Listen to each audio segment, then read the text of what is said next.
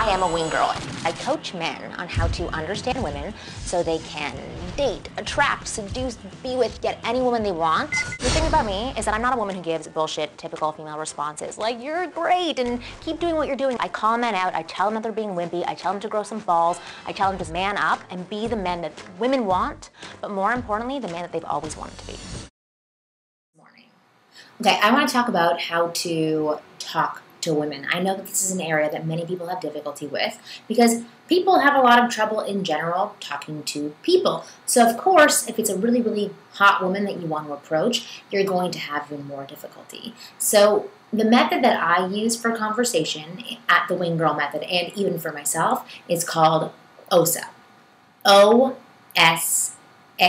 Okay, that's observation, sharing, and asking a question. And how OSA works is it removes all formalities. It removes any chance that a woman is going to continuously put up barriers towards you. Because every single time that you approach another way, which is the typical way of asking question after question after question, because you're fishing around to figure out where exactly conversation clicks for her, women put up a barrier to being interviewed because it sounds like somebody's trying to sell them something, they're not sure who the person is, and they're not sure what you're trying to get at. It feels as if somebody's invading your space when they're fishing around and asking question after question after question. So what OSA does is it allows you to completely skip formalities, and it allows you to break into conversation as if you're 30 seconds into the conversation already, okay?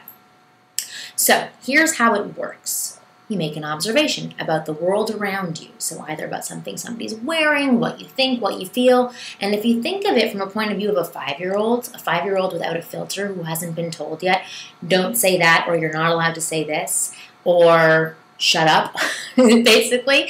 It's a 5-year-old who's interested and intrigued by the world and spitting out the things that are in their head and walking people through their internal dialogue. Okay, so an observation. So if I were to look over at the wall over there, I would say there's a mark on the wall over there. That's an observation, right?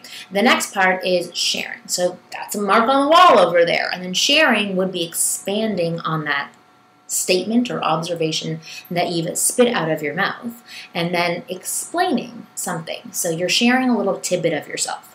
And sharing is when you show a woman who you are because you're helping her paint a picture, so that she's not like, who is this freak who's talking to me? So sharing is anything like, oh God, you know, that mark on the wall, I've been meaning to fix it for so long. It's really annoying. I think about it every single time that I walk into the room. Okay? So observation, sharing. The third part is opening up the conversation, because observation and sharing will capture a woman's attention. So she'll look at you and go, huh? Okay, what else? Give me more. There's no reason for her to actually engage in the conversation yet unless she's a chatterbox, which I am and I usually do anyway. But most women are not, especially if a strange man is coming and approaching them.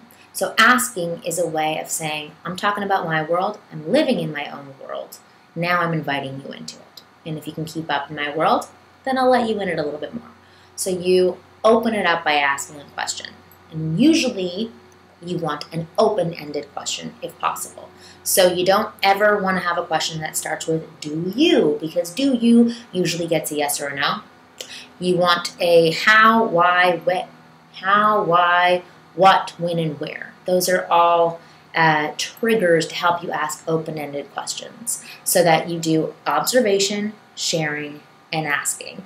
And for you right now, if you're not used to doing this form of conversation, it's going to feel uncomfortable at first. But what I want you to do is play around with this and try it with everybody that you interact with so that you're not going, hi, my name is Marni. You're talking to them as if you already know them, you're 30 seconds into the conversation, and you're skipping all formalities because you want people to feel as comfortable with you as possible, which means you want to show them first that you're as comfortable as possible.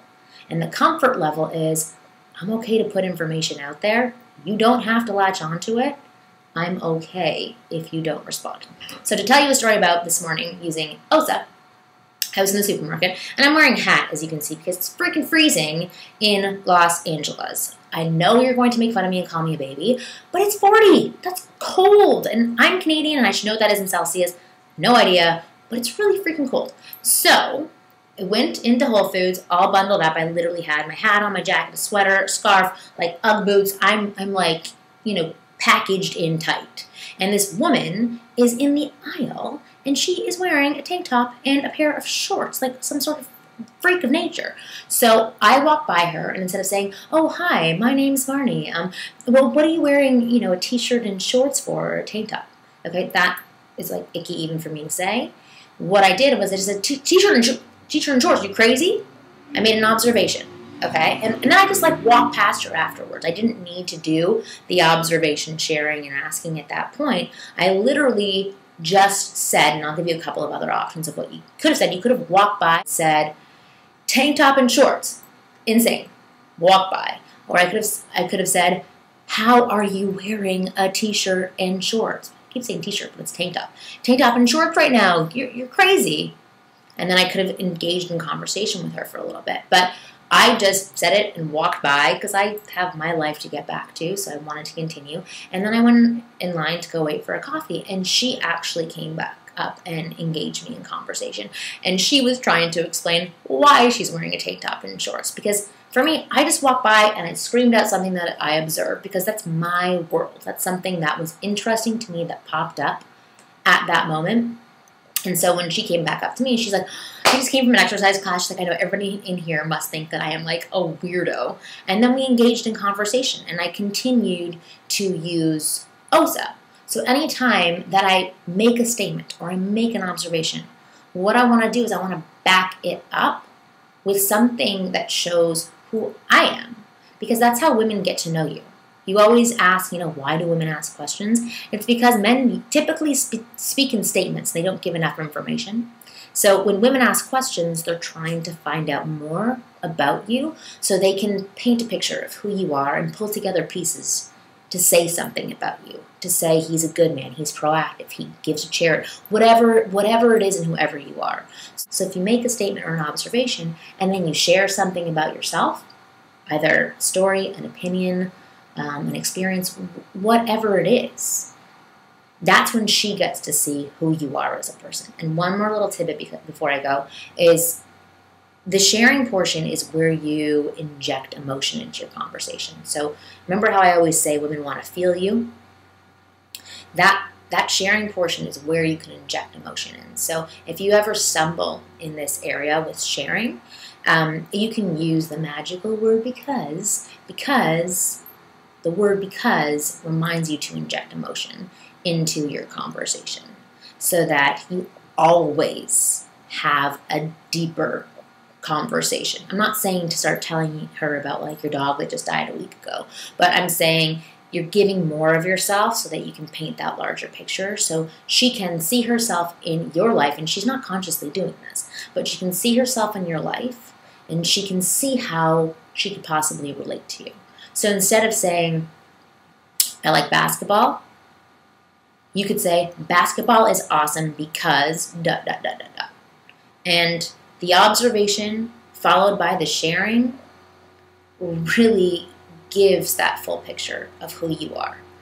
Like, I had a breath from that conversation. I'm trying to like hurry up and do this before I have a lunch meeting now. So anyway, I hope that it gave you a bigger picture of how to talk to women. And there's a whole second part that I call LCA, and that's something you can find more about on my website, winggirlmethod.com. There's a link below for you to go to, or if you're already on my site, then it's explained in my program called How to Become a Man Women Want. I explain LCA, and LCA is the portion where women become addicted to you. Okay, so there's OSA in the very beginning, and then when you decide that this is somebody who you possibly could be interested in, you do the method of LCA, and I explain more about what that is, and that actually gets a woman to be addicted to you because it allows her to feel special and appreciated, something that women don't feel very often, or at least not genuinely feel very often. So anyway, if you like my video, please like it, write a comment below. I try and respond back as much as possible. But again, go to my website, winggirlmethod.com, or if you're on my website, enjoy it. I'll talk to you later. Bye.